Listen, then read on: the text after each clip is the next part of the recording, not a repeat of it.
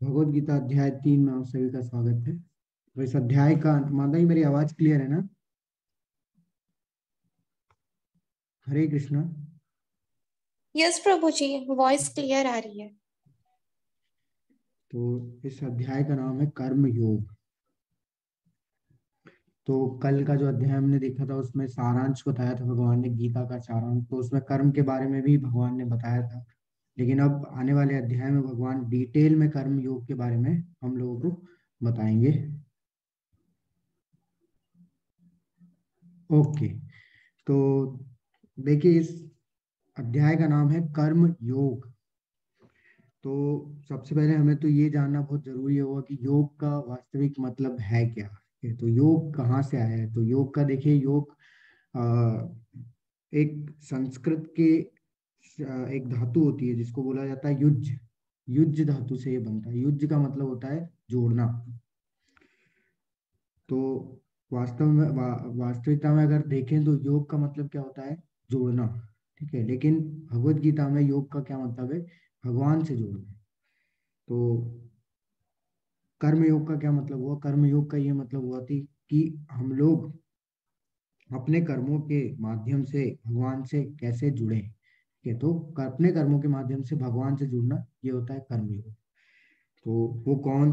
वो कर्म जो कि हमें भगवान से जोड़ते हैं वो कहलाता है कर्म योग। तो यहाँ पे भी यही बोला है, कर्म प्लस योग। कर्म योग का तात्पर्य इंद्रिय भोग से रहित होकर परमेश्वर को खुश करना और उनकी सेवा करना। तो इंद्रिय भोग के यानी कि अपनी जो भी इंद्रियां हैं उनको संतुष्ट करने के बजाय हमें किसके लिए कार्य करना है? परमेश्वर के लिए, परमेश्वर की खुशी के लिए, भगवान की खुशी के लिए और उनकी सेवा के लिए। वो कार्य भग क्या होते हैं? वही कार्य क्या कहलाते हैं? कर्म योग कहलाते हैं, क्योंकि वो हमें किससे जोड़ते हैं? भगवान से जोड़ते हैं। कैसे ये इसको हम लोग कैसे माने? तो आगे भगवान स्वयं बताएंगे कि ये कैसे संभव है।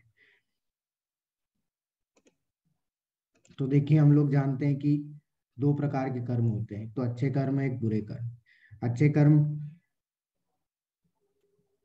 हमें पता है कि जो शास्त्रों के आदेशों के अनुसार हम लोग जो कार्य करते हैं वो अच्छे कर्म होते हैं। जैसे जो आप देखते ही हैं कि जो गरीबों की सेवा करना, ठीक है, उनको जो भी जिनके पास पैसा नहीं है उनको पैसे देना, ठीक है, और जिनको खाने की जरूरत होती है लोग उनको खाना बांटते हैं। तो पुण्य कर्म करते हैं। अच्छे कर्म मतलब पुण्य कर्म हो गए एक तरीके से, कि वो लोगों की सेवा कर।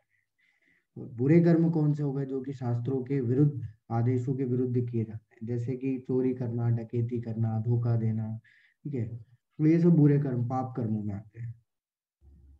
लेकिन इन दोनों कर्मों से, देखिए, अब देख, ये दोनों कर्म जो है क्या करते हैं?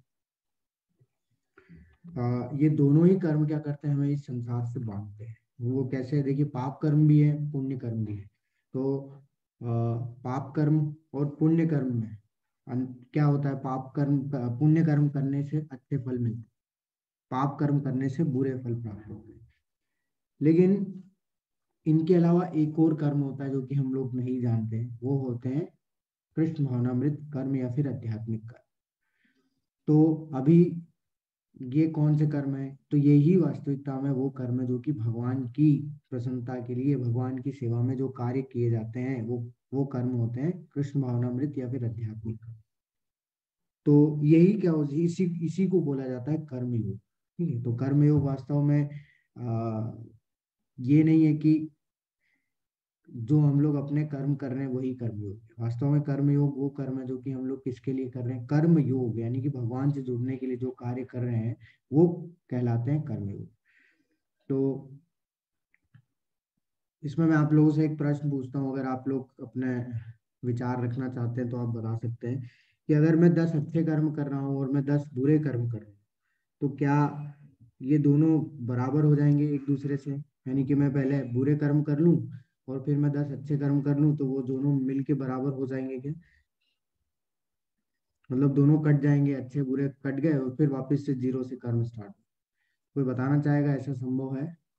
अब हैंड रेज कर सकते हैं, चैट बॉक्स में बता सकते हैं कि क्या ये संभव है कि दोनों अच्छे कर्म और बुरे कर्म, यानी कि अगर मैं बुरे कर्म करूंगा और उतने ही अच्छे कर्म कर लूं तो वो दोनों कट जाएंगे, ठीक है, तो बराबर हो जाएगा सब कुछ, फिर वापस से जीरो से मैं स्टार्ट कर सकता हूँ। जी हरे कृष्णा माता जी। आप अपने आप को अनम्यूट करेंगे। जी माता जी। हेलो हेलो हेलो हेलो कितना। जी माता जी हरे कृष्णा। ये अपने बुरे कर्मों का फल तो हमें भोगना ही पड़ेगा। हम अच्छे कर्मों का फल, अगर हमने पहले बुरे कर्म कर रखे हैं तो हमें बुरे कर्मों का फल पहले भोगना पड़ेगा, फिर हमें हमारे अच्छे कर्मों का फल हमें मिलेगा। और अगर हमने अच्छे कर्म ज्यादा कर रखे हैं तो हमें अपने अच्छे कर्म पहले भोगने के बाद फिर अपने बुरे कर्म भोगने के लिए आना ही पड़ेगा। अच्छा मतलब ये कटेंगे नहीं ना माता जी? ना कटेंगे नहीं, कम बहुत हो अच्छा। सकते हैं, कटते नहीं, बुरे कर्मों का फल तो भोगना ही पड़ेगा। बिल्कुल बिल्कुल, बहुत अच्छे माता जी। और कोई अगर बताना चाहता हो तो बहुत बहुत धन्यवाद माता जी, बहुत अच्छे से आंसर दिया आपने। और कोई बताना चाह रहा है या चैट बॉक्स में लिख सकता है तो आप लिख सकते हैं। ओके, तो जैसे माता जी ने बताया कि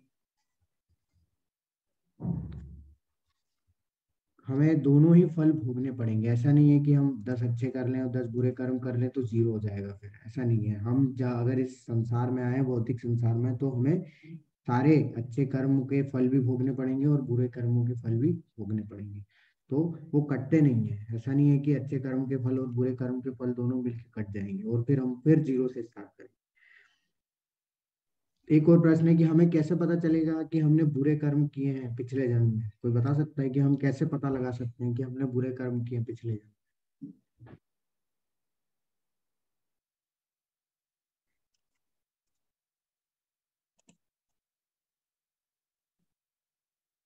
देखिए, भगवत गीता को मैक्सिमम लोग कर्म योग के बारे में, कर्म से ही जानते हैं कि इसमें कर्म की बातें लिखी गई है। तो और सब लोग, अगर आप मैक्सिमम लोगों से पूछोगे वो यही बोलेंगे, हाँ कर्म के बारे में लिखा गया, हमको सब पता है। वास्तविकता में क्वेश्चन के आंसर जो है बहुत जरूरी है। अगर आप इस पे सोचिए, विचार करिए कि हम लोग कैसे पता लगेगा हम लोगों को कि हमने बुरे कर्म किए हैं पिछले जन्म।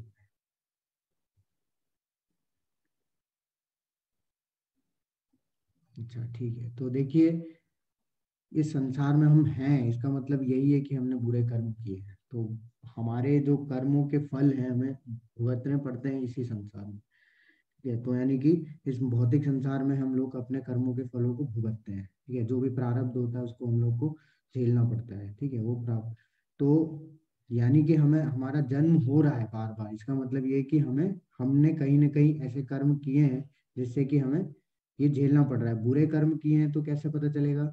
कि अगर कोई, आप देख सकते हैं कोई हमेशा ही परेशान है, दुखी है, दुखियारी है। ठीक है, कभी आप देख सकते हैं कि कुछ लोग ऐसे होते हैं जो कि कुछ, हाँ बिल्कुल, अगले जन्म में मिलेगा, बुरे कर्म का भोग अगले जन्म में मिलेगा। बिल्कुल रोग जी, लेकिन हमें ये कैसे पता चलेगा कि हमने किया है? तो वही है कि हमें, हमारे साथ जो जो भी गलत होता है या फिर हम किसी भी तरीके से यहाँ पे गलत, जैसे कोई, आप जानवर योनि देख लो, ये सब क्या है? ये सब बुरे कर्म का ही नतीजा है। तो बुरे कर्म का हम लोग ये पता कर सकते हैं कि हमने कैसे बुरे कर्म किए, तो हमारे साथ जो भी गलत होता है वो शायद कहीं ना कहीं हमने भी किसी के साथ बुरा किया होगा, तो उसका फल हमें भुगतना पड़ता है। तो सबसे ज्यादा जरूरी है हमारे लिए कौन से कर्म है? भगवान आध्यात्मिक कार्य, कृष्ण भावनामृत का, जो कि हमें नहीं पता था, जो किसने बताया? भगवत गीता बताती है हमें। तो कैसे ये कार्य कैसे किए जाते हैं वो भी भगवान आगे उदाहरण के साथ बताएंगे। इस अध्याय में भगवान बताते हैं, अर्जुन पहले प्रश्न पूछते हैं। अर्जुन उवाच ध्यायसि चेत कर्मणस्ते मता बुद्धिर्जनार्दन तत्किम कर्मणि घोरे मनियोजयसि केशव। अर्जुन ने कहा, हे जनार्दन, हे केशव, यदि आप बुद्धि को सकाम कर्म से श्रेष्ठ समझते हैं तो फिर आप मुझे इस घोर युद्ध में क्यों लगाना चाहते हैं? तो देखिए,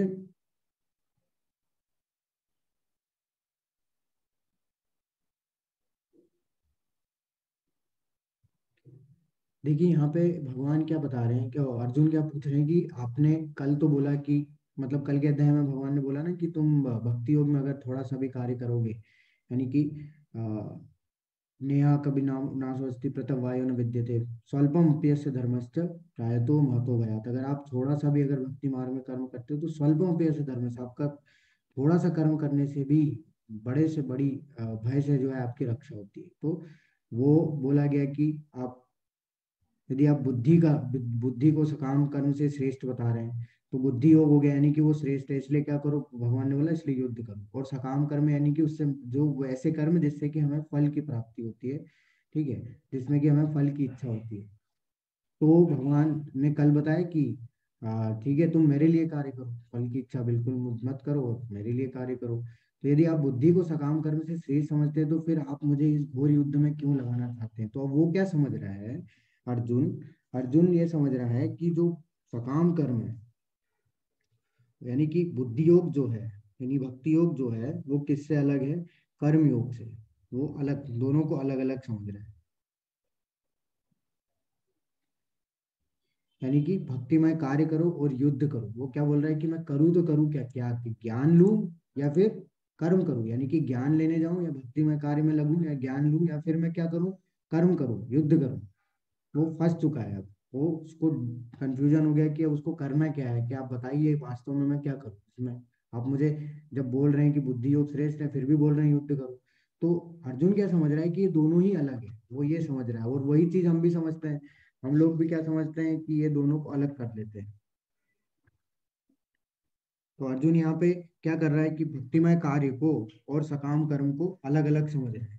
वो समझ रहा है कि दोनों एक साथ किए ही नहीं जा सकते। यानी ज्ञान और कर्म दोनों एक साथ नहीं किए जा सकते। ज्ञान लेने के लिए अलग से कर्म छोड़ने पड़ेंगे, और कर्म करने के लिए ज्ञान लेने के लिए समय नहीं मिलेगा।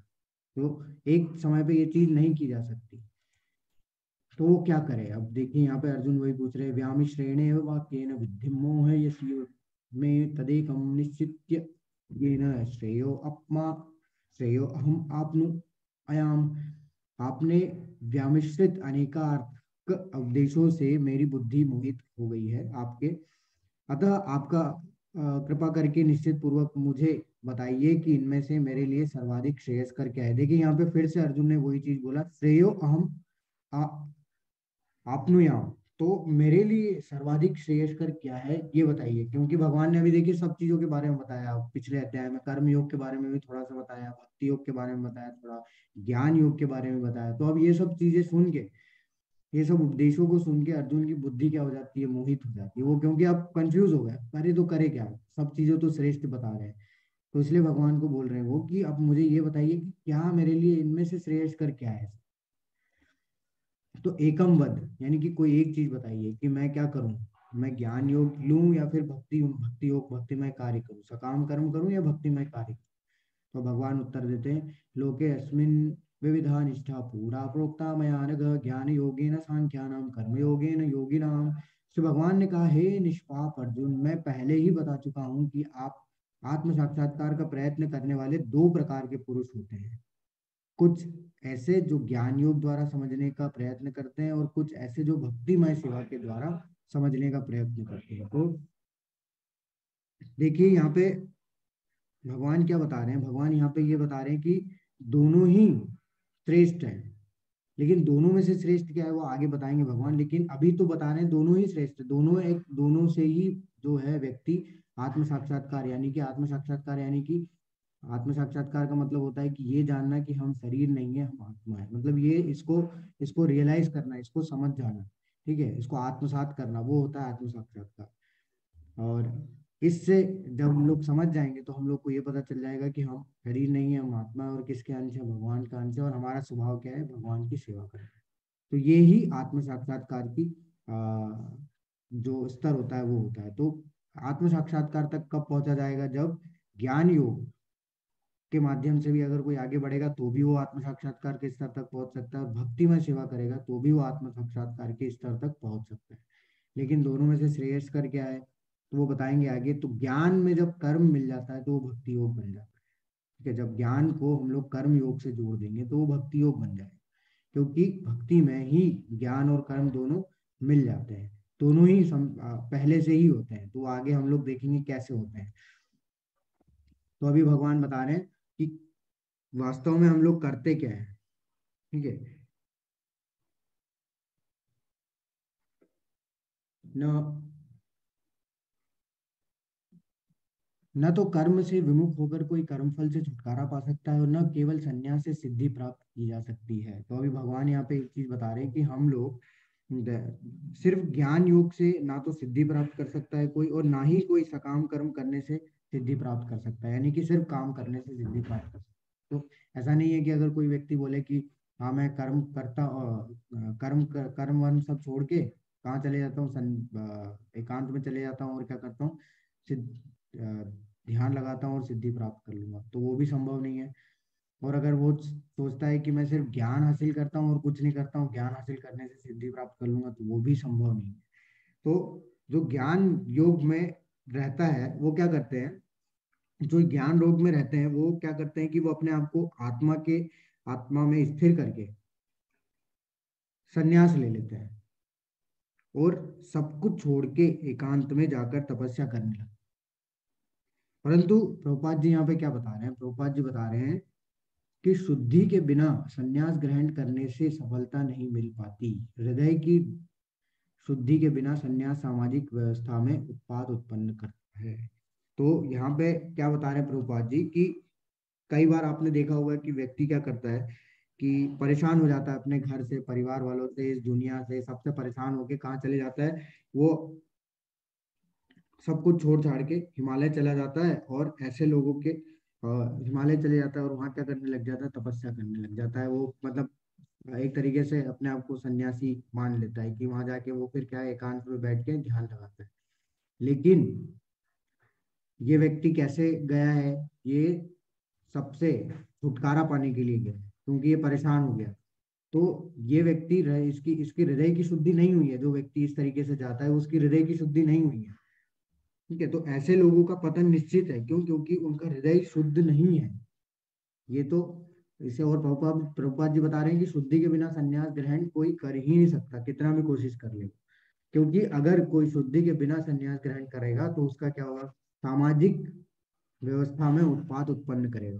किस तरीके से करेगा आगे देखेंगे हम लोग कि कैसे वो उत्पात उत्पन्न करता है। दूसरी ओर यदि कोई नियत कर्मों को ना करके भी भगवान की दिव्य सेवा करता है तो वह उस मार्ग में जो कुछ भी उन्नति करता है उसे भगवान स्वीकार कर लेते हैं। तो अगर कोई व्यक्ति अपने नियत कर्मों को करते हुए भी अगर सेवा कर रहा है तो भी भगवान उसको क्या करते हैं, स्वीकार कर लेते हैं। तो ऐसा नहीं है कि संन्यास लेने से ही हम लोग जो है सिद्धि, परम सिद्धि यानी कि आत्म साक्षात्कार के स्तर को प्राप्त कर पाएंगे। ऐसा नहीं है। प्रभुपाद जी बता रहे कि नियत कर्म करते हुए भी अगर हम लोग भक्ति करते हैं तो भी हम लोग क्या कर सकते हैं, भगवान तो भी हमें भगवान स्वीकार करते हैं, यानी तो भी हमें सिद्धि प्राप्त हो सकती है। तो इसलिए सिर्फ ज्ञान लेने से और सिर्फ कर्म करने से सिद्धि प्राप्त नहीं होती। तो यहाँ पे देखिए क्यों नहीं होती हृदय की शुद्धि। ये भी देखिए जिनकी हृदय की शुद्धि नहीं होती उनको क्या बोला गया है, भगवान यहाँ पे क्या बोलते हैं, कर्मेंद्रियाणि संयम्य आस्ते मनसा स्मरण इंद्रियार्थान विमूढ़ात्म मिथ्याचार से उच्यते। जो कर्मेंद्रियों को वश में तो करता है किंतु जिसका मन इंद्रिय विषयों का चिंतन करता रहता है वह निश्चित रूप से स्वयं को धोखा देता है और मिथ्याचारी कहलाता है। तो यहाँ भगवान क्या बता रहे हैं कि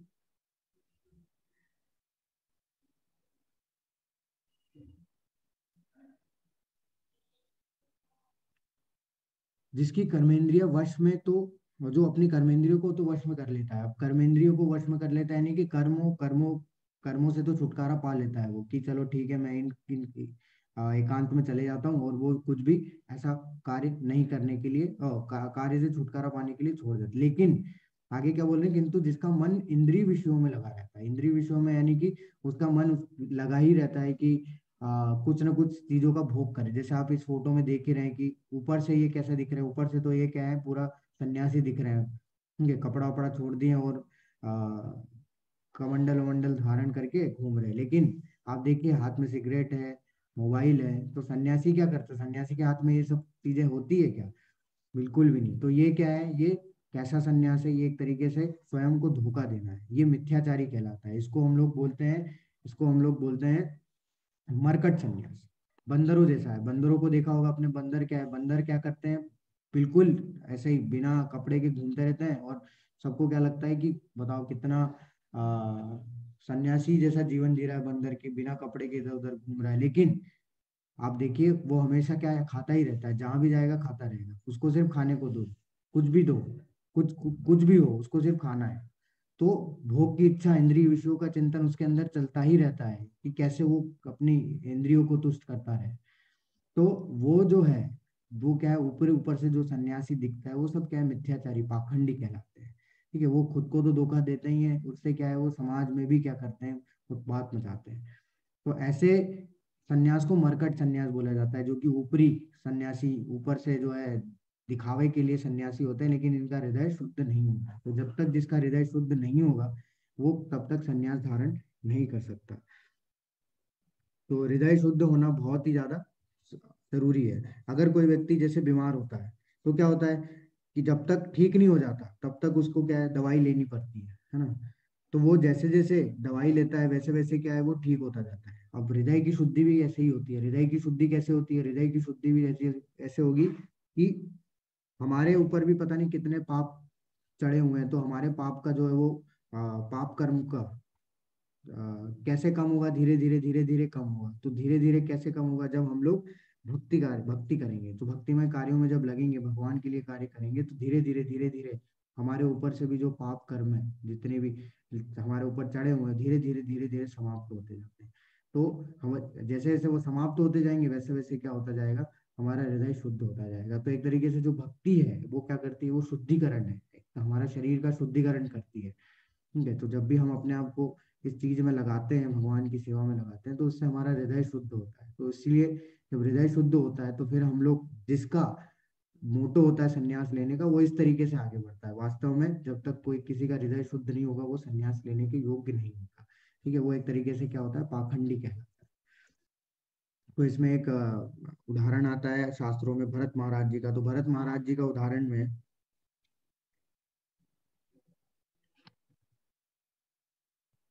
भरत महाराज जी के उदाहरण में क्या बोला गया है कि भरत महाराज जी ने क्या किया है। भरत बहुत बड़े राजा थे वो, ठीक है, बहुत बड़े राजा थे। तो उनका एक समय पे ये विचार हुआ कि वो किसी भी तरीके का भगवान की सेवा नहीं कर पा रहे थे, क्योंकि राज्य की सेवाओं में इतना व्यस्त थे कि वो कभी भी कुछ भी भगवान के लिए नहीं कर पा रहे थे। तो उन्होंने निर्णय लिया कि मैं सब कुछ, अपना राज्य वाज्य सब अपने परिवार वालों को दे के मैं एकांत में जंगल में जाके जो है सेवा करूंगा, वो मतलब भक्ति करूंगा भगवान की। ठीक है, भगवान ध्यान लगाऊंगा, यज्ञ करूंगा।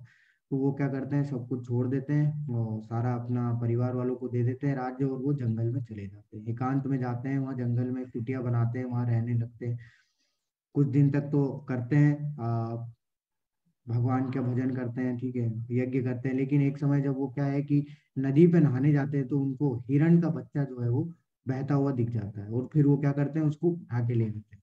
और उसको जब उठा के ले आते हैं अपनी कुटीर में, तो हिरण का बच्चा इतना आकर्षित आकर्षित होता है कि वो उन्हें क्या करता है, वो उनसे, उस बच्चे से, हिरण के बच्चे से इतना ज्यादा आसक्त हो जाते हैं। फिर वो क्या है, अपने कर्तव्य को भूल के सिर्फ किसकी सेवा में लग जाते हैं, हिरण के बच्चे की सेवा में लग जाते हैं। तो आप यहाँ से देख सकते हैं कि एकांत में जाने के बावजूद भी उनके मन में इंद्रिय विषयों की क्या चिंतन चल ही रहा था। और फिर वो क्या कर दिया, उनका वास्तविकता में जिस कार्य के लिए वो निकले थे, जिस कार्य के लिए उन्होंने अपना सब कुछ छोड़ा था, वो कार्य भूल जाते हैं, और वो दूसरे ही कार्य में, ठीक है, और वो किसी और की ही सेवा में जो है वो मग्न हो जाते हैं। तो इसलिए ये बोला गया है कि हमें भी इस कलयुग में ये बोला गया है कि साधु संग सर्वशास्त्र का है। यानी कि हम कभी भी अकेले में भक्ति नहीं कर पाएंगे। अगर हम लोग सोचें कि अकेले बैठ के मैं ध्यान लगाऊं और मैं भक्ति कर पाऊं, तो वो संभव नहीं है। तो इसलिए साधु संग सर्वशास्त्र का है। तो सारे शास्त्रों का यही कथन है, यही बोलना है कि हमें किसकी शरण लेनी चाहिए, साधुओं की शरण, साधुओं के संग में जो है, साधु यानी कि भक्तों के संग में जो है हमें भक्ति में आगे बढ़ना है, भक्ति करनी चाहिए। नहीं तो क्या होगा, हम लोग कभी भी भक्ति में प्रगति नहीं कर पाएंगे, इस मार्ग में प्रगति नहीं कर पाएंगे। और इसीलिए चैतन्य महाप्रभु जी जो है, कौन है हम लोग आगे देखेंगे, तो उन्होंने भी ये बताया गया है कि स्थाने स्थित श्रुतिगतम तून वन मनोभी, व्यक्ति किसी भी आश्रम में रहकर भक्ति कर सकता है। उसका संन्यास लेना जरूरी नहीं है। हर किसी को ऐसा लगता है ना कि सब कुछ छोड़ देंगे तभी भक्ति होगी। तो ये सब क्या है, ये एक तरीके से गलत सोच है सबकी कि ऐसा हम लोग घर बैठ के भक्ति नहीं कर सकते। लेकिन वास्तव में ये जो कृष्ण भावनामृत है, ये घर बैठ के ही भक्ति करने के लिए बनाया गया है, कि हमें कहीं भी नहीं जाना है, किसी चीज को छोड़ना भी नहीं है। सब जो हम लोग कर रहे हैं करते रहना है, उसमें बस हम लोग को अपने नियत कर्मों में भगवान को जोड़ना है। तो इसलिए अगर कोई बोलता है कि गृहस्थ आश्रम में बहुत मुश्किल है भक्ति करना, तो वो बिल्कुल ही गलत है। गृहस्थ आश्रम को प्रभुपाद जी सबसे ऊपर बताते हैं, सन्यासियों से भी ऊपर बताते हैं। क्यों? क्योंकि वो, उनके पास सब कुछ होता है, वो आसानी से भक्ति कर सकते हैं। तो वो सबसे महत्वपूर्ण है कि अगर गृहस्थ आश्रम में जो है उसको कभी भी सन्यास नहीं लेना चाहिए। एक ढोंगी सन्यासी से एक गृहस्थ भक्त क्या होता है, कहीं ज्यादा अच्छा होता है।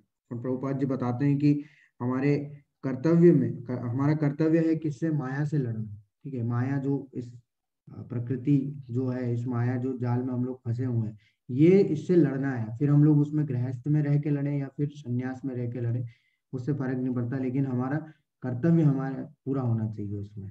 तो इसलिए गृहस्थ आश्रम में भी ले रह के आदमी सारे व्यक्ति जो हैं क्या कर सकते हैं, भक्तिमय कार्य कर सकते हैं। कैसे कर सकते हैं, यहाँ बता रहे भगवान। यज्ञ अर्थात कर्मणो अन्यत्र लोकोयम कर्म बंधन तद अर्थम कर्म कौन्तेय मुक्त संग समाचर। भगवान बोल रहे हैं श्री विष्णु के लिए यज्ञ रूप में कर्म करना चाहिए, अन्यथा कर्म के द्वारा इस भौतिक जगत में बंधन उत्पन्न होता है। अतः हे कुंती पुत्र, उनकी प्रसन्नता के लिए नियत कर्म करो, इस तरह तुम बंधन से सदा मुक्त रहोगे। तो भगवान क्या बोल रहे हैं यहाँ पे कि अगर हम लोग अपनी प्रसन्नता के लिए, अपनी इच्छाओं की पूर्ति के लिए अगर हम लोग कार्य करेंगे, तो हम क्या होंगे, बंधनों से बंध जाएंगे। लेकिन अगर भगवान की प्रसन्नता के लिए कार्य करेंगे तो किस क्या हो जाएगा, इस तरह तुम बंधन से सदा मुक्त हो जाओगे। तो हम लोग सारे बंधनों से मुक्त हो सकते हैं। तो ये ऐसा क्यों बोला गया है, देखिए यहाँ पे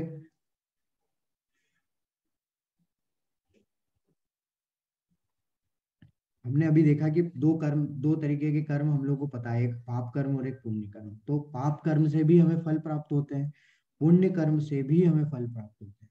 तो पाप कर्म से जो फल प्राप्त होते हैं वो भी हमें भोगने पड़ते हैं, और पुण्य कर्म से जो फल प्राप्त होते हैं वो भी हमें भोगने पड़ते हैं। यानी कि जब तक हम लोग पाप कर्म करेंगे तब तक हमें फल प्राप्त होते रहेंगे, और वो उसका परिणाम हमें, दुष्परिणाम हमें भुगतना पड़ेगा। जब तक हम लोग पुण्य कर्म करेंगे तो उसके जो अच्छे परिणाम है वो भी हमें भुगतना, यानी कि वो भी, आप पाप कर्म तो बांधते ही हैं, लेकिन पुण्य कर्म के जो फल है वो भी हमें इस संसार से बांध रहे हैं। क्यों, क्योंकि उससे मिलने वाले फल जो है हमें भोगने पड़ेंगे। तो इसका मतलब क्या हुआ कि दोनों ही कर्म जो है हमें इस संसार से बांधते हैं, पाप कर्म भी पुण्य कर्म भी। तो उससे उससे होगा क्या, उस बांधने से क्या होगा, बांधने से ये होता है कि हम लोग जब तक इस तरीके से बंधे रहेंगे तब तक क्या होगा, हम इस भौतिक संसार में जन्म लेते रहेंगे। क्यों, क्योंकि जब तक बंधे रहेंगे तब तक हमें आना होगा उनको पूरा करने के लिए, वो जो भी प्रारब्ध है उसको भोगने के लिए। तो इसलिए भगवान बोल रहे हैं कि अगर तुम, पाप तो कर्म करना ही नहीं है, अगर तुम पुण्य कर्म भी कर रहे हो तो वो किसकी खुशी के लिए करो, किसकी प्रसन्नता के लिए, किसकी सेवा में करो, भगवान की सेवा में। अगर वो करते हो तो क्या होगा, सारे बंधनों से मुक्त हो। तो इसका मतलब ये हुआ कि हम जो पुण्य कर्म करेंगे भगवान की सेवा में, तो वो क्या है, वो हमें बंधनों से नहीं बांधेंगे। क्यों नहीं बांधेंगे, वो आगे भगवान बताएंगे क्यों नहीं बांधते। तो अभी इतना हम लोग समझते हैं कि वो बंधनों से नहीं बांधते हैं, यानी कि हम लोग सारे बंधनों से मुक्त हो जाएंगे। और फिर जब हम लोग बंधनों से मुक्त हो जाएंगे तो हम लोग इस भौतिक संसार से मुक्त हो सकते हैं, यानी कि फिर अगला हमारा जन्म यहाँ नहीं होगा, फिर कहाँ होगा, भगवान के धाम। तो तात्पर्य में प्रभुपाद जी भी यही बोल रहे हैं, था भगवान विष्णु की प्रसन्नता के लिए ही कर्म करना चाहिए। इस जगत में किया जाने वाला अन्य कोई कर्म बंधन का कारण होगा, क्योंकि अच्छे तथा बुरे कर्मों के फल होते हैं, और कोई भी फल कर्म करने वाले को बांध लेता है। वही जो हमने अभी पढ़ा समझा। अतः कृष्ण को प्रसन्न करने के लिए कृष्ण भावनावाहित होना होगा, और जब कोई ऐसा कर्म करता है तो वह मुक्त दशा को प्राप्त रहता है। यही महान कर्म कौशल है, और प्रारंभ से इस विधि में अत्यंत कुशल मार्गदर्शन की आवश्यकता होती है। तो हमें प्रयास करना है। देखिए हमें इतना जल्दी तो हम लोग आगे नहीं बढ़ सकते, लेकिन हम लोग प्रयास तो कर सकते हैं। तो हम लोग कैसे प्रयास कर सकते हैं, तो जैसे इसके उदाहरण ले, उसके उदाहरण आगे भगवान स्वयं भी एक उदाहरण देंगे, लेकिन मैं आपको और उदाहरण देता हूँ कि अगर कोई व्यक्ति को गाना गाने का शौक है तो वो क्या कर सकता है, वो भगवान के लिए गाना गा सकता है। यानी कि वो क्या बन जाएगा, फिर कीर्तन बन जाएगा। तो आपने देखा यूट्यूब पे, आप देख सकते हैं कितने सारे जो है कीर्तन करते हैं, कितने सारे भक्त हैं जो कीर्तन भगवान के लिए ही गाना गाते हैं। उनकी आवाज कितनी अच्छी है, तो वो उनको शौक है तो वो भगवान के लिए गाते हैं, तो वो कीर्तन बन जाता है। अगर कोई व्यक्ति भगवान के लिए खाना बनाता है तो वो क्या बन जाता है, प्रसाद बन जाता है। अगर कोई व्यक्ति भगवान के लिए मेहनत करता है तो वो तपस्या बन जाती है। और अगर कोई दो व्यक्ति भगवान के बारे में बातचीत करते हैं तो वो कथा बन जाती है। तो इस तरीके से व्यक्ति क्या कर सकता है, अपने कार्यों से, अपने नियत कर्मों से, नियत कर्मों में ही भगवान को जोड़ सकता है। और जोड़ने मात्र से क्या हो जाएगा, वो किसके लिए कार्य हो जाएगा, वो भगवान के लिए कार्य। और जब भगवान के लिए कार्य हो जाएगा तो भगवान की प्रसन्नता में कार्य होगा, भगवान की सेवा में कार्य होगा, तो वो बंधनों से हमें मुक्त हम लोग क्या हो जाएंगे, उसके मिलने वाले फल के बंधनों से मुक्त हो जाएंगे। क्योंकि हम लोग किसके लिए कार्य कर रहे हैं, भगवान के लिए, अपने लिए करेंगे। अगर अपने लिए करेंगे तो अपने लिए जो कर्म करेंगे उसका फल हमें मिलेगा, और उसको हम लोग को भुगतना पड़ेगा। जैसे उदाहरण यहाँ पे आप देख सकते हैं इस फोटो में क्या हो रहा है कि जब युधिष्ठिर महाराज ने राजसूय यज्ञ किया था, तो उस यज्ञ में क्या किया था, सभी लोग उपस्थित थे। लेकिन क्या हुआ कि युधिष्ठिर महाराज तो जानते थे कि ये यज्ञ वो अपने लिए नहीं कर रहे हैं, तो उन्होंने क्या निर्णय लिया कि मैं ये यज्ञ किसको अर्पण करूं। तो वो निर्णय नहीं ले पा रहे थे, तो नारद जी उनके पास बैठे थे, उन्होंने उनसे पूछा, तो नारद जी ने बोला कि जब आपके पास में साक्षात आपके इस सभा में भगवान स्थित है, भगवान श्री कृष्ण, तो आप क्या करिए, उनके चरणों में इनको अर्पित कर दीजिए। तो उन्होंने क्या किया, उनको ही सर्वे सर्वा बना के उनके चरणों में जो है उस यज्ञ को समर्पित किया। तो इस प्रकार से जो कार्य किया, इससे क्या हो गया, वो बंधनों से मुक्त हो गए। तो उससे जो मिलने वाला फल है, फिर उससे वो क्या बनेंगे नहीं। तो ऐसा ही हमें भी प्रयास करना है कि हम लोग भी क्या करें, भगवान की प्रसन्नता के लिए उनकी सेवा में कार्य करें, जिससे कि हम भी इस कर्मों के बंधनों से मुक्त हैं। वैसे ही भरत महाराज ने, तो मैं एक और उदाहरण देता हूँ भरत महाराज का। तो भरत महाराज का भी आपने देखा होगा कि भरत महाराज ने भी क्या किया, चित्रकूट जाके भगवान श्री राम की चरण पादुकाओं को उठा के वो कहाँ रख दिया, उन्होंने राजगद्दी पे रख दिया, वो खुद नहीं बैठे। तो उन्होंने किस क्या किया, राज्य को समर्पित कर दिया भगवान के चरणों में। उसके बाद फिर उसके अंतर्गत उन्होंने कार्य किया। तो इस तरीके से हमें भी कार्य करने का प्रयास करना है। अब बात आता है कि अन्नात् भवति भूतानि पर्जन्यात् अन्न संभव, यज्ञात् भवति पर्जन्यो यज्ञ कर्म समुद्भव। यहाँ पे भगवान बता रहे हैं कि सारे प्राणी अन्न पर आश्रित है, जो वर्षा से उत्पन्न होते हैं। वर्षा यज्ञ संपन्न करने से होती है और यज्ञ नियत कर्मों से उत्पन्न होता है। तो देखिए यहाँ पे ये क्यों बताया गया है, क्योंकि हम लोग किस पे डिपेंडेंट है, खाने पे। तो अब ये पता करना है कि वास्तविकता में हम लोग किस पे हम लोग आश्रित किस पे हैं। तो अब देखिए खाने पे हम लोग डिपेंड, खाना कहाँ से आ रहा है, अन्न कहाँ से आ रहा है, वर्षा से। वर्षा कब हो रही है, जब हम लोग यज्ञ कर रहे हैं। ठीक है, यानी कि पहले जमाने में तो होते थे, अभी भी अभी अभी के जमाने में कौन सा यज्ञ संभव है वो भी देखेंगे आगे, कि अभी कौन से यज्ञ बोले गए हैं। और ये यज्ञ कैसे करे जाते थे, कर्तव्यों के साथ। ठीक है, तो जो भी नियत कर्म होते हैं उनके माध्यम से, जो कि शास्त्रों के आधार पे, शास्त्रों के अनुसार जो कार्य किए जाते हैं, ठीक है, उनके उसके उससे हम लोग यज्ञ करते हैं, यज्ञ से वर्षा होती है। लेकिन शास्त्र क्या है, जिनके आधार पे हम लोग अपनी ड्यूटी करते हैं, हमारे नियत कर्म करते हैं, वो क्या है, भगवान की वाणी है। तो आप देख सकते हैं कि ये जो यज्ञ का चक्र है, ये किस कहाँ आ रहा है, वापस भगवान पे। यानी कि हम लोग किस पे आश्रित हैं, सीधा भगवान पे आश्रित। तो इसीलिए भगवान हमें ये फोर्स कर रहे हैं कि मेरे लिए कर्म करो। अगर तुम मेरे लिए कर्म करोगे तो क्या होगा, तुम सारे कर्मों के बंधनों से मुक्त हो जाओगे, क्योंकि हम लोग आश्रित ही उन पे हैं। और यहाँ पे भगवान उदाहरण दे रहे हैं, जो कि हमने अभी देखा था, यज्ञ शिष्टाशिनो संतो मुच्यन्ते कर्म सर्व किल्बिषे भुजन्ते ते त्वघं पापा ये पचन्ति आत्म कारणात्। भगवान के भक्त सभी प्रकार के पापों से मुक्त हो जाते हैं, क्योंकि वे यज्ञ में अर्पित किए भोजन को ही खाते हैं। अन्य लोग जो अपनी इंद्रिय सुख के लिए भोजन बनाते हैं, वे निश्चित रूप से पाप खाते हैं। देखिए भगवान यहाँ पे क्या बता रहे हैं कि अगर हम लोग अपनी इंद्रियों को तुष्ट करने के लिए अगर भोजन बनाते भी हैं और खाते हैं, तो वो क्या होता है, वो एक तरीके से हम लोग पाप खा रहे हैं। और पाप खा रहे हैं यानी कि पाप कर्म कर रहे हैं, पाप कर्म कर रहे हैं यानी कि उसके दुष्परिणाम होंगे, और दुष्परिणाम हमें क्या होंगे, भुगतने पड़ेंगे।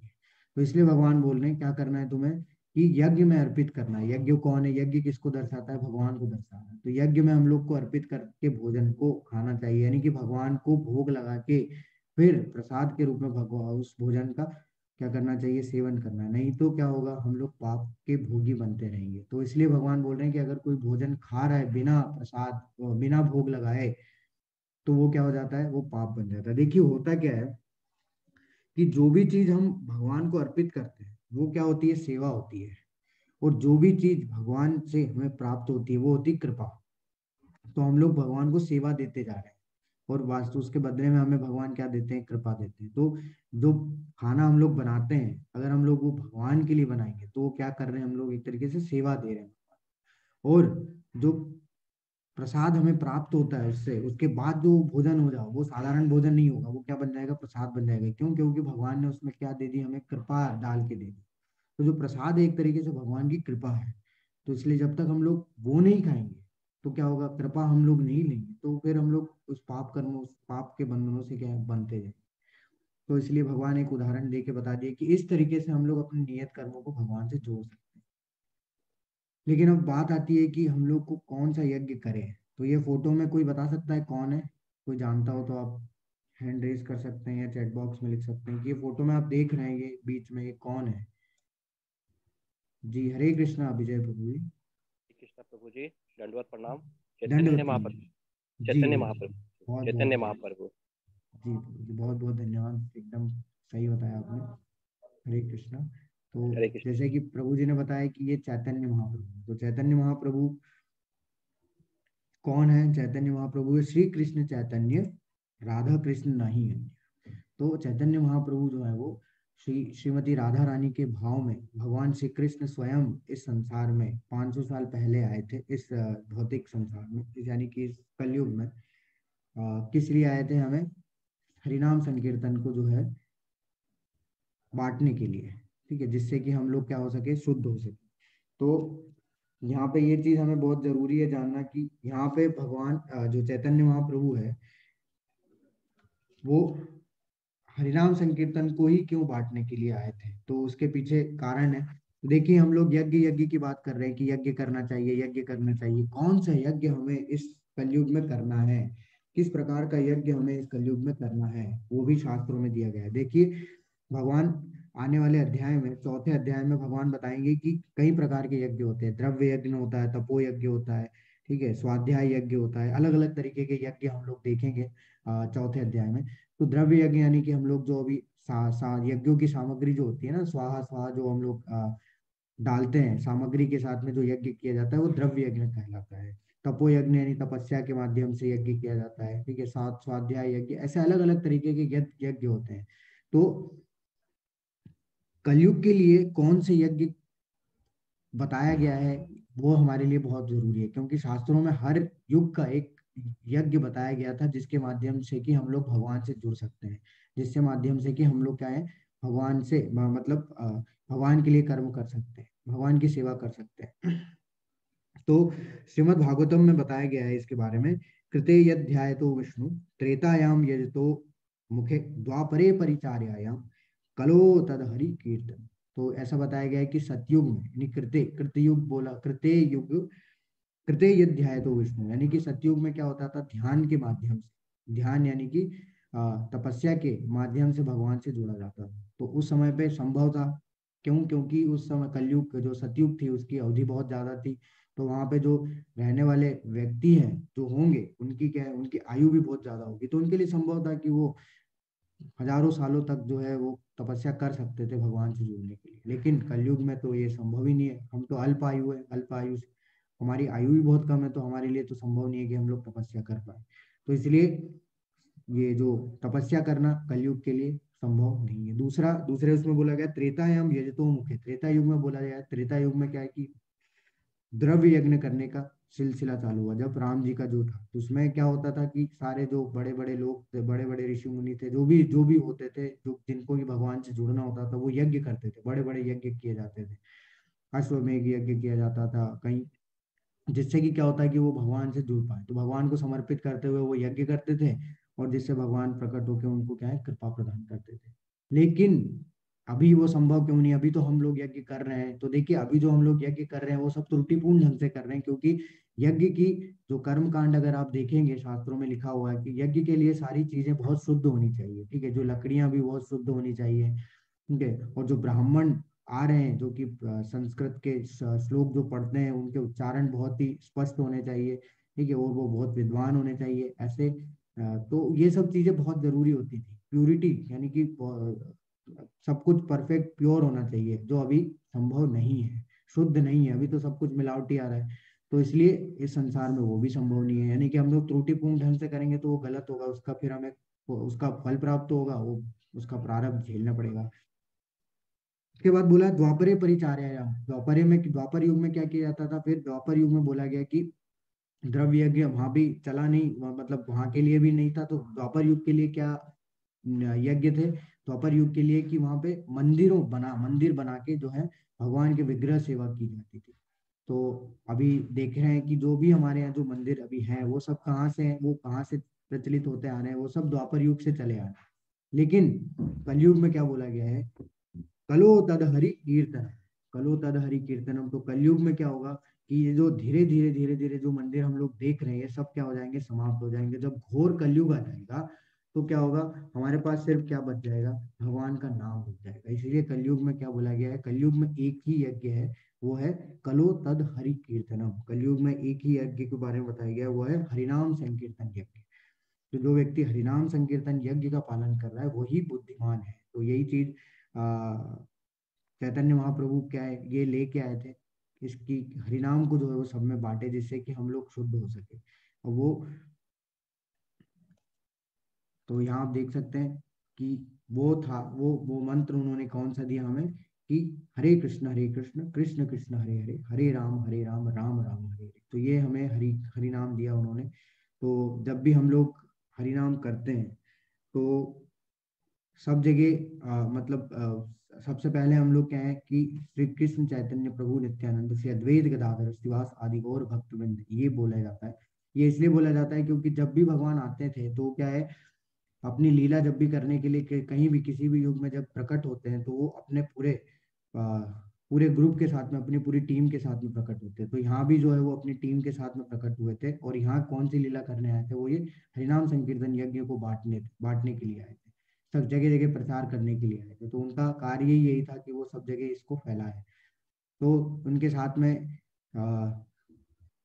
नित्यानंद प्रभु यानी कि बलराम जी के जो है, बलराम जी स्वयं थे, अद्वैत आचार्य जी जो कि सदाशिव जी और विष्णु जी का अवतार थे, मिश्रित अवतार, गदाधर पंडित जो कि श्रीमती राधा रानी का अवतार थे, और श्रीवास आदि गौर भक्त और श्रीवास ठाकुर जी जो कि स्वयं नारद जी का अवतार थे, वो आए भगवान के साथ में इस लीला में। और भी अर्जुन भी थे, हनुमान जी भी थे, सब थे। आप चैतन्य चरितामृत पढ़ेंगे तो आपको उसमें सब मिलेगा। तो सभी लोग सभी उनके साथ में जो जो भी पूरे ग्रुप जो होता था जिसके साथ कि वो हमेशा लीला करने के लिए आते हैं, तो सारे लोग आए थे जो कि हरिनाम का प्रचार कर रहे थे। तो अभी देखिए सबके मन में यही आएगा कि हमें यही वाला मतलब यही महामंत्र का जाप क्यों करें। तो इसकी पुष्टि भी शास्त्रों में मिलती है। तो इसकी पुष्टि शास्त्रों में कहाँ आती है कि ब्रह्मा जी ने कली संस कली संस्तरण उपनिषद करके एक होता है, उसमें ब्रह्मा जी बताते हैं, उसमें ही ब्रह्मा जी ने ये इसकी पुष्टि की है, स्वयं ब्रह्मा जी ने। आप देखिए ब्रह्मा जी की बात हम लोग क्यों माने, तो ब्रह्मा जी क्या है, ब्रह्मा जी के पास पहली बात तो 4 मुख है, ठीक है। और 4 मुख यानी कि उनकी बुद्धि हमारे से कहीं गुना ज्यादा है, हमारे पास तो एक ही दिमाग है, ठीक है। उनकी बुद्धि हमारे से कहीं गुना ज्यादा हो गई 4 मुख होने के बाद। दूसरा बात कि वो वेदों के ज्ञाता है, उन्होंने सारे वेदों का अध्ययन कर रखा है। तो वो क्या बताते हैं, हरे कृष्ण कृष्ण कृष्ण हरे हरे, हरे राम राम राम हरे हरे, इति षोडशकम नाम कली कलमश नाशनम नातः परतरोपाय सर्व वेदेषु दृश्यते। वो बताते हैं कि इति षोडशकम नाम, ये जो 16 अक्षर का नाम है, ये जो महामंत्र आप देख रहे हैं इसमें 16 अक्षर है, कलयुग के सारे कलमशों का नाश करने वाला है। इससे बेहतर उपाय नहीं है, सारे वेदों में इससे बेहतर उपाय नहीं है। नातः परतरोपाय सर्व वेदेषु दृश्यते, सारे वेदों को देखने के बाद उन्होंने बोला कि सारे वेद में देख चुका हूं, इससे बेहतर उपाय नहीं है। तो अब आप खुद समझिए कि इसको कि उन्होंने सारे वेदों का अध्ययन किया हुआ है, तो उन्होंने ही ये चीज हमें बता दी कि इससे बेहतर उपाय कुछ नहीं है। तो देखिए हर बीमारी की अलग दवाई होती है, और कलयुग में जो बीमारी है उसकी एक दवाई क्या है, उसकी दवाई है हरिनाम संकीर्तन यज्ञ, जो कि हरे कृष्ण महामंत्र का जाप। तो जब तक हम लोग इसका पालन नहीं करेंगे तो हमारे लिए वो एक तरीके से बुद्धिहीनता होगी। बुद्धिमानी इसमें है कि जो शास्त्रों में लिखा है उसका हम लोग पालन करें। तो और इस देखिए और तो और इसे साक्षात खुद कौन देने आया था, चैतन्य महाप्रभु। जैसे कि हमने अभी चर्चा की कि चैतन्य महाप्रभु स्वयं हमें देने आए थे, और वो कौन है, वो स्वयं भगवान है। चैतन्य महाप्रभु भगवान खुद है, जो कि खुद अपने नाम को जो है अपने नाम को प्रचार करने के लिए आए थे। लेकिन किसके भाव में थे, भक्त के भाव में, श्रीमती राधा रानी के भाव में थे, जो कि हरिनाम के प्रचार के लिए आए थे इस युग में 500 साल पहले। तो जिससे कि क्या हुआ, कलयुग, जिससे क्या हो सके, कलयुग का कल्याण हो सके। तो आप लोग भी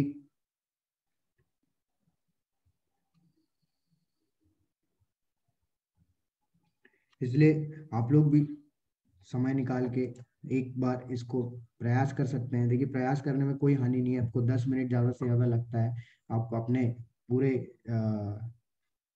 24 घंटे में से एक 10 मिनट निकाल के आप भी इसको प्रयास करके देखिए इसको, क्योंकि ये बोला गया है हमारे इस संसार, तो हमें करना चाहिए। और यहाँ पे बोला गया है कि यज्ञ संकीर्तन प्रयार या यजंती ही समुदेशा, यानी कि यहाँ बोला गया कि जो कलयुग में भगवान नाम का कीर्तन करेगा वो बहुत ही ज्यादा बुद्धिमान होगा। यानी कि बुद्धिमानी किसमें है कि हम लोग किसको माने, भगवान के आदेश का पालन करें, यानी कि शास्त्रों के आदेशों का पालन करें जो कि बोला गया है। तो ऐसा शास्त्रों में और भी आप देखेंगे, कालक्षेपो न कर्तव्यम, क्षीणमायु क्षणे क्षणे, यमस्य करुणा नास्ति कर्तव्यम हरि कीर्तनम, ये भी शास्त्रों में आता है। शास्त्रों में लिखा गया है कि तुच्छ मामलों में अपना समय बर्बाद मत करो, जीवन में एक एक सेकंड जो है वो कम होता जा रहा है। यमराज जो है, यमराज महाराज को कोई भी दया नहीं है, हमें इसलिए क्या करना चाहिए, हरि कीर्तन करते रहिए, कर्तव्यम हरि कीर्तन। तो यमराज महाराज को ऐसी कोई दया नहीं आएगी हम लोग पे कि अगर हम लोग मृत्यु अगर हमारी आएगी तो वो हम पे दया करके छोड़ देंगे। ठीक है, तो जब मृत्यु होती है तो उस समय हमारे बहुत ही ज्यादा कष्ट होता है, और वो उस कष्ट को हटाने के लिए ही ये भगवान ने हमें इस हरिनाम दिया है, जिससे कि हम लोग क्या है कि मृत्यु के समय जब याद कर पाए तो हम भगवान के स्वभाव को प्राप्त कर पाए और इस जन्म मृत्यु के चक्र से हम लोग मुक्त हो पाए, कर्मों के बंधनों से मुक्त हो पाए।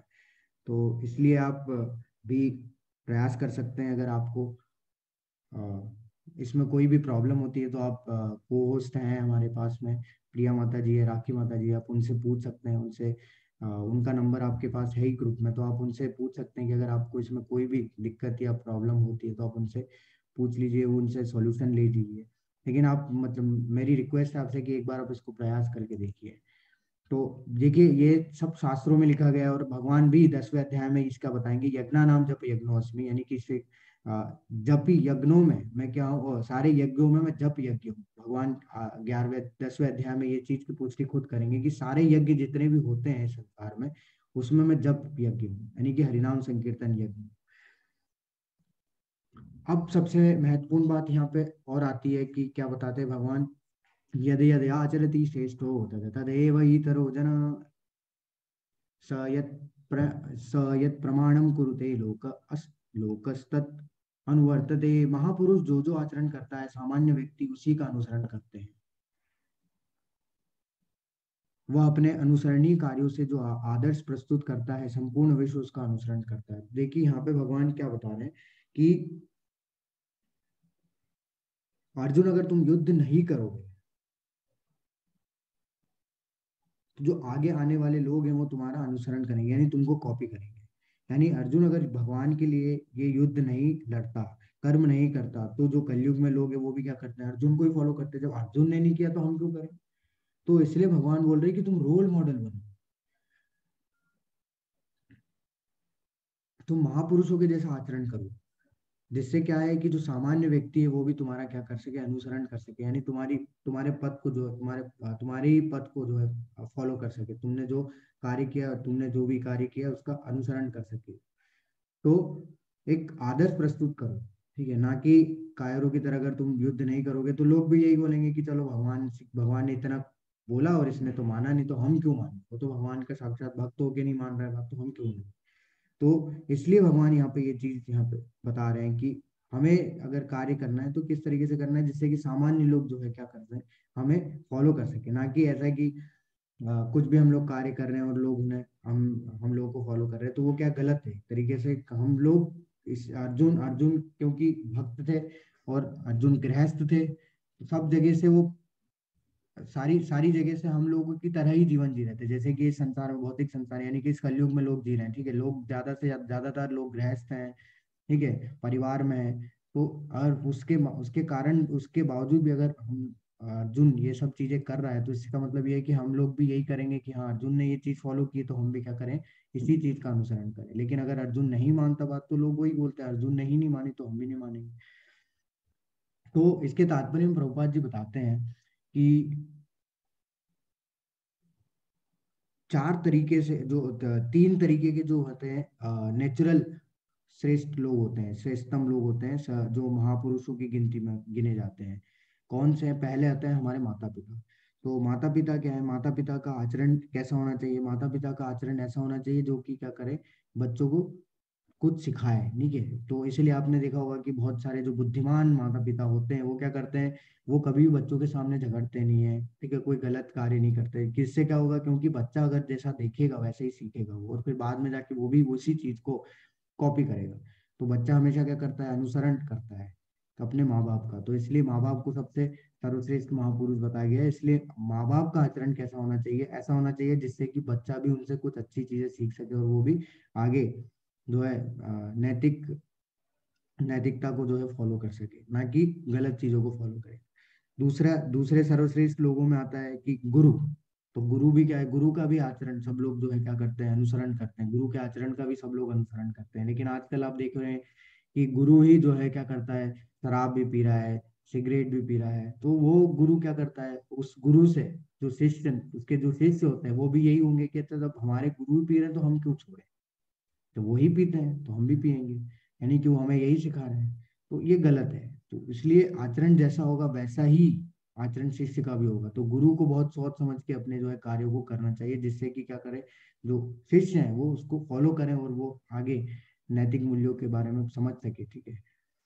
उसके बाद आता है जो उच्च पद पे स्थित होते हैं लोग, वो जैसे कि मान लो कमिश्नर है, पुलिस में अगर देखें तो कमिश्नर है, और नीचे आते हैं सारे क्या है, हेड कांस्टेबल और ये सब आते हैं। अगर अगर मान लो कमिश्नर अगर करप्ट है तो जो हेड कांस्टेबल है कभी ना कभी उसके अंदर भी आ ही जाएगा कि चलो जब हमारा मालिक ही जो है वो इस तरीके से कर रहा है, करप्शन कर रहा है, तो हम भी करते हैं, भ्रष्टाचार हम भी करते हैं, क्या दिक्कत है, घूसखोरी हम भी कर लेते हैं। लेकिन अगर मान लो अगर कभी कमिश्नर ही बहुत ज्यादा स्ट्रिक्ट है तो नीचे वाले लोगों को भी डर लगेगा, वो भी क्या है ये चीज करने से डरेंगे। तो इसलिए वो क्या करते हैं, सब उन्हीं चीजों, उन्हीं का अनुसरण करते हैं जो कि महापुरुष होते हैं।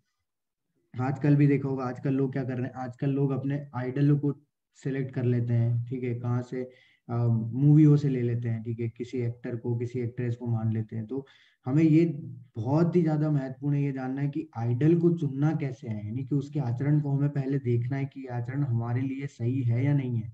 हम लोग आंख मूंद के बस देख लेते हैं कि इन्होंने इतनी जर्नी को जो है अपना संघर्ष किया है, ये किया है, तो संघर्ष तो हर कोई कर रहा है, लेकिन वास्तविकता में वो जीवन कैसा जी रहा है उसको हम लोग को अपनाना है, वो ज्यादा महत्वपूर्ण है। तो इसलिए हमें क्या है, जो भी हम लोग अपने आइडल चुनते हैं वो बहुत ही सोच समझ के चुनना चाहिए, ना कि ऐसे ही किसी को भी हम लोग चुन लें। तो यहाँ से ये चीज हमें सिखाते हैं भगवान की, हमें भी अगर सामान्य व्यक्तियों को अगर बताना है कि कैसा आचरण होना चाहिए तो वो क्या है, इसलिए हमें रोल मॉडल की तरह कार्य करने चाहिए, ना कि ऐसे कि कुछ भी कार्य कर रहे हैं और लोग उसी को फॉलो कर रहे हैं। तो इसलिए अर्जुन को ये सिखा रहे हैं भगवान की, रोल मॉडल बनो जिससे कि आने वाली पीढ़ी जो है वो तुम्हारा अनुसरण कर सके, तुम्हें तुम्हारे पथ को जो है वो फॉलो कर सके। अब सबसे महत्वपूर्ण श्लोक फिर, जो कि पूरी भगवत गीता में हम लोग कई बार रिपीट करेंगे इसको, प्रकृति क्रियमाणानि गुणे कर्माणि सर्वशः अहंकार विमूढ़ात्मा कर्तारामपि मन्यते। जीवात्मा अहंकार के प्रभाव से मोहग्रस्त होकर अपने आप को समस्त कर्मों का कर्ता मान बैठता है, जबकि वास्तव में वे प्रकृति के तीनों गुणों द्वारा संपन्न किए जाते हैं। तो पहली बात मैं आपको बता दूं, प्रकृति के तीन गुण जो होते हैं वो सतगुण, सतोगुण, रजोगुण और तमोगुण होते हैं, जो कि हम लोग इसके बारे में डिटेल में पढ़ेंगे अध्याय 14 में, ठीक है। लेकिन अभी सिर्फ इतना समझ लेना है हमें कि प्रकृति के तीन गुण यानी कि प्रकृति, तो जिस प्रकृति में हम लोग रह रहे हैं वो प्रकृति क्या करती है, हमसे कार्य कराती है। तो हम लोग ये मान लेते हैं कि सारा कार्य कौन कर रहा है, मैं कर रहा हूँ, ठीक है, मैं ही जो कार्य कर रहा हूँ उसका फल मुझे ही प्राप्त हो रहा है। तो यानी कि मैं कार्य कर रहा हूँ, मुझे पैसे मिल रहे हैं, तो ये पैसे मेरे हैं क्योंकि मैंने कार्य किया है। तो ये जो हो रहा है ये क्या है, ये किसके कारण से हो रहा है, ये हो रहा है अहंकार विमूढ़ात्मा, हमारे अंदर ईगो है, हमारे अंदर अहंकार है, उसके कारण हम लोग क्या समझते हैं कि सारे कार्य कौन कर रहा है, मैं कर रहा हूँ। लेकिन वास्तव में सारे कार्य कौन कर रहा है, वास्तव में सारे कार्य प्रकृति के तीनों गुणों के द्वारा किए जा रहे हैं। यानी कि हम लोग सिर्फ कौन है, कठपुतली है, हम लोग सिर्फ नाच रहे हैं किसके आधार पे, प्रकृति के प्रकृति यानी कि प्रकृति के जो तीन गुण है, जैसा हमें नचा रहे वैसा हम लोग नाच रहे हैं। तो जो जिस गुण में होता है वो उस गुण में वैसा नाचता रहता है। तो हमें ऐसा लगता है कि मैं कार्य कर रहा हूँ और सब कुछ जो है मेरे द्वारा ही संपन्न किया जा रहा है। वास्तव में ऐसा संभव ही नहीं है। वो किस कारण से होता है, अहंकार के कारण से। क्या होता है कि जब हमारी मृत्यु होती है तो जो आत्मा है, आत्मा को जैसे कल हमने चर्चा की थी कि उसको इच्छा और कर्म के आधार पे क्या मिलता है, शरीर मिलता है। तो जैसे ही उसकी इच्छाएं के कर्म के आधार पे उसको शरीर प्राप्त होता है, तो जब वो शरीर के संपर्क में आती है तो शरीर किसका है, भौतिक संसार में जुड़ा हुआ है, तो यानी प्रकृति से जुड़ा हुआ है। तो प्रकृति में जैसे ही वो प्रकृति जब शरीर के संबंध में आ रही है तो किसके संबंध में आ रही है, प्रकृति के संबंध में। जैसे ही वो प्रकृति के संबंध में आती है तो प्रकृति क्या है, माया है, और जैसे ही वो माया के संबंध में आती है तो वो सब कुछ क्या हो जाती है, भूल जाती है। वो ये भूल जाती है कि वो शरीर नहीं है, वो आत्मा है। वो अपने आप को शरीर मान बैठती है, और जब वो अपने आप को शरीर मान लेती है तो वो क्या करती है, जितने भी भोग की कार्य होते हैं वो उसको उसमें लग जाती है, और फिर भोगों को अपनी इंद्रियों को तृप्त करने के लिए भोग करती रहती है। उसको लगता है कि वो जो कार्य कर रही है वो सबसे सर्वाधिक प्रसन्नता वाला कार्य है, यानी कि इससे सुखदायी और कोई जीवन नहीं है। लेकिन वास्तव में क्या है, वो ऐसा क्यों हो जाता है, क्योंकि हम लोग किससे भ्रमित हो गए हैं, इस प्रकृति से, माया से भ्रमित हो गए। और कार्य कौन करा रहा है, अल्टीमेटली हमसे प्रकृति करा रही है, क्योंकि हम तो आए किसके जरिए, हमारे कर्म और इच्छा के जरिए। और जैसे ही हम लोग इस शरीर से जुड़े, शरीर की इच्छाओं को पूरा करने के लिए हम लोग कार्य में लग जाते हैं। तो इसलिए हम अहंकार के कारण से ये मान बैठते हैं कि हम ही जो है इस संसार में करता है, बाकी कोई नहीं करता है। वास्तव में हम लोग कठपुतली हैं।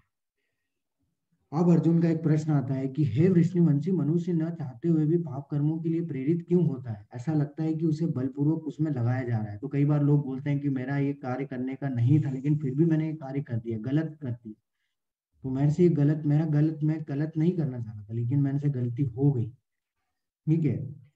तो उसको क्या लगता है कि बलपूर्वक उससे वो कार्य कराया जा रहा है। तो ऐसा कैसे संभव है? क्या हम लोग से कोई कार्य कराता है? क्या हमसे जबरदस्ती कोई कार्य कराने में हमें प्रेरित करता है? तो उसके उत्तर में भगवान क्या बोलते हैं, श्री भगवान वाच कामेश क्रोधेश रजोगुण समुद्भव महाशनो महापापना विध्यन्नेम इह वैरिणाम। भगवान बता रहे हैं कि हे अर्जुन, इसका रजोगुण से संपर्क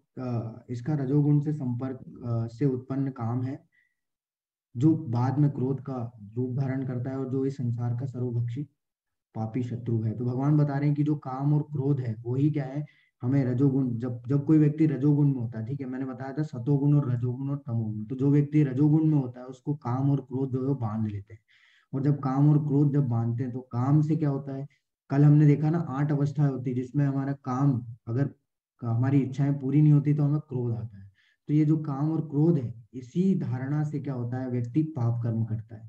तो हमारे अंदर जो दो शत्रु हैं, एक तो काम है और एक क्रोध है, यही हमें क्या करते हैं, गलत कार्य कराने के लिए, पाप कार्य कराने के लिए क्या करते हैं, प्रेरित करते हैं। अगर हम लोग नहीं भी चाहें तो भी क्या होता है, यही हमें प्रेरित करते हैं, जिससे कि हम लोग गलत कार्य कर बैठते हैं। तो ये ऐसा क्यों हो रहा है? ऐसा इसलिए हो रहा है कि जिस प्रकार अग्नि धुएं से, दर्पण धूल से अथवा भून गर्भाशय से आवृत रहता है, इसी प्रकार जीवात्मा इस काम की विभिन्न मात्राओं से आवृत रहती है। तो भगवान यहाँ पे क्या बता रहे हैं कि जिस प्रकार से आपने देखा होगा कि अगर आप कहीं अपने घर को अगर छोड़ के चले जाते हैं तो आप देखेंगे, अगर लौट के आएंगे तो दर्पण पे यानी कि मिरर पे कितना ज्यादा जो है धूल जम जाती है, कहीं कहीं परतों की धूल जम जाती है। वैसे ही अगर आग जला रहे हैं आप, तो क्या है, आग इतनी अगर जलती है और उसमें धुआं उठता है तो कई बार ऐसा होता है कि आग आग की लपटें दिखाई नहीं देती, धुएं में छुप जाती है। वैसे ही जो भून होता है वो क्या है, गर्भाशय में छुपा रहता है, ढका रहता है। तो इन्हीं की तरह क्या होता है, हमारे आत्मा के ऊपर भी क्या है, काम की विभिन्न मात्राओं से आवृत, यानी काम की लेयर जमी हुई है, अलग अलग कई हजारों करोड़ों जो है लेयर्स जो है वो जमी हुई है, जो कि समाप्त नहीं होती इतना आसानी से।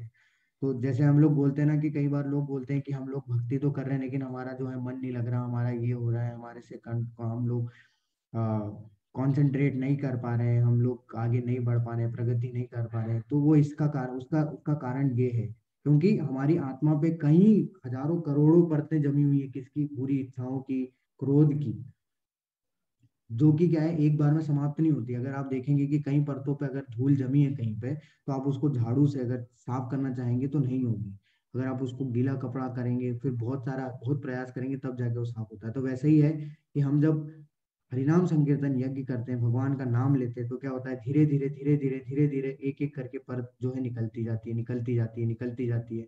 और जब सारी परत समाप्त हो जाएगी तो हम स्वयं जो है वो क्या हो जाएंगे, फोकस्ड हो जाएंगे, हमारा मन लगेगा, हमें आनंद आएगा भगवान का नाम लेने में। तो वो वो प्रक्रिया कैसी है, वो एक तरीके से अभ्यास है। जितना हम लोग अभ्यास करेंगे उतना हम अपने आप को शुद्ध करते जाएंगे। इसलिए हमने बोला कि जो आध्यात्मिक कार्य है वो क्या है, एक तरीके से आध्यात्मिक कार्य क्या है, शुद्धिकरण का कार्य है, जो कि हमें शुद्ध करने का कार्य करता है। हमारे ऊपर से जितनी भी काम और क्रोध है उसकी परतों को जो है वो क्या करने का काम करता है, साफ करने का काम करता है। तो इसके कारण से ही जो है हम लोग क्या नहीं गलत कार्यों में लगे रहते हैं कभी।